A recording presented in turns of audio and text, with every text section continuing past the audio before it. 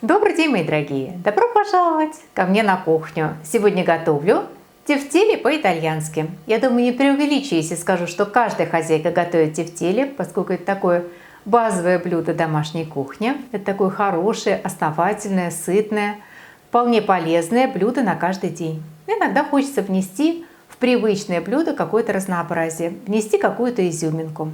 В общем, приготовить все то же самое, но с перламутровыми пуговицами.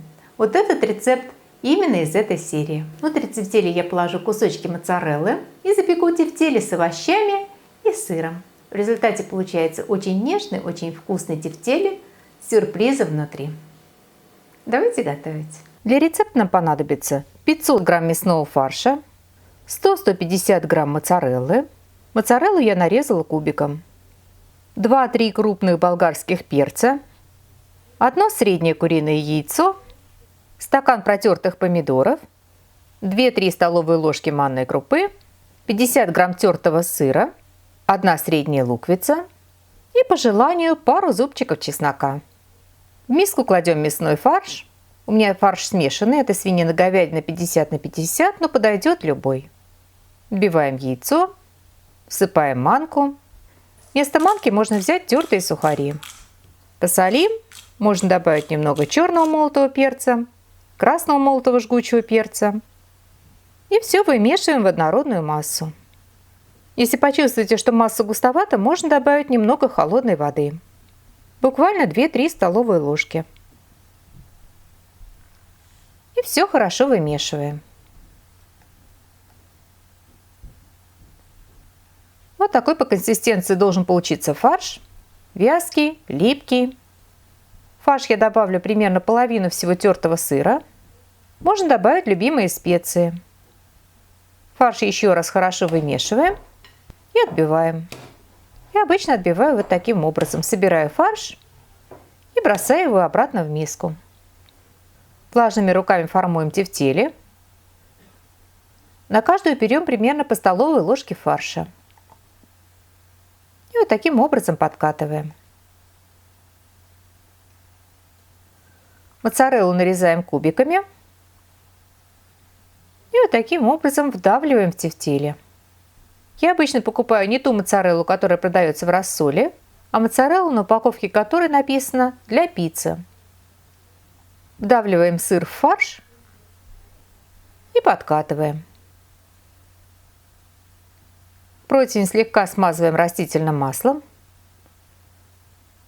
Тефтель дополнительно подкатываем, уплотняем. И свободно раскладываем.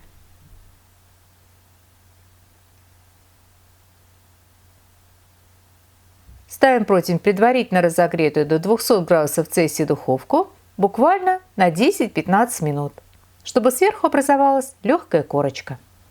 А мы тем временем подготовим овощную подушку. Болгарский перец очищаем и нарезаем соломкой. У меня перец из морозильной камеры, это моя летняя заготовка. Я его предварительно достала, разморозила. Но можно взять свежий. Лук нарезаем мелким кубиком. Мелко нарубаем чеснок.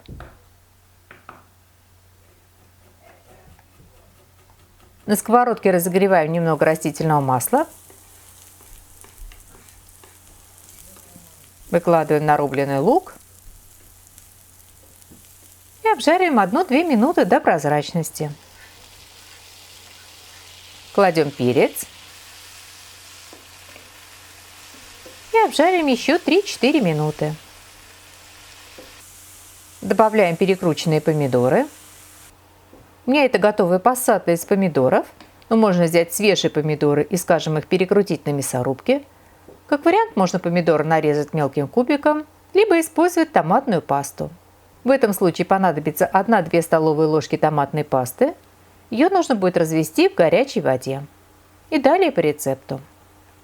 Посолим. Я обычно добавляю еще и сахар. Кладу примерно пол столовой ложки, чтобы овощи были приятного кисло-сладкого вкуса. Немного черного молотого перца. Добавлю немного красного молотого жгучего перца. И потушу овощи еще 5-7 минут до мягкости перца. В самом конце добавлю рубленый чеснок. Вот такая густая овощная подлива у меня получилась в результате. Достаем тефтели из духовки, выкладываем подготовленные овощи и размешиваем.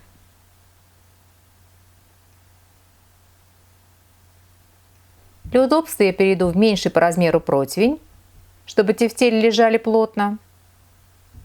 Плотно укладываем тефтели, сверху оставшиеся овощи. Добавлю буквально 2-3 столовые ложки крутого кипятка. Много воды не нужно. Достаточно буквально чуть-чуть, чтобы слегка было покрыто дно, чтобы тефтели не пересохли. Сверху посыплю оставшимся тертым сыром. Если осталась моцарелла, ее тоже можно разложить сверху. И поставлю противень еще минут на 20-30 в духовку до полной готовности тефтелей. И наше блюдо готово. Подавать такие тефтели можно как отдельное самостоятельное блюдо, можно вместе с гарниром. Подойдет любой нейтральный гарнир – отварной рис, картофель, макароны на ваше усмотрение. Вот так интересно они выглядят в разрезе. Итак, наше блюдо готово, и мне остается пожелать вам приятного аппетита. Приготовьте, попробуйте. Очень надеюсь, что оно вам тоже понравится. Спасибо, что были со мной, смотрели видео, и всего вам самого-самого доброго. До новых встреч, до новых видео.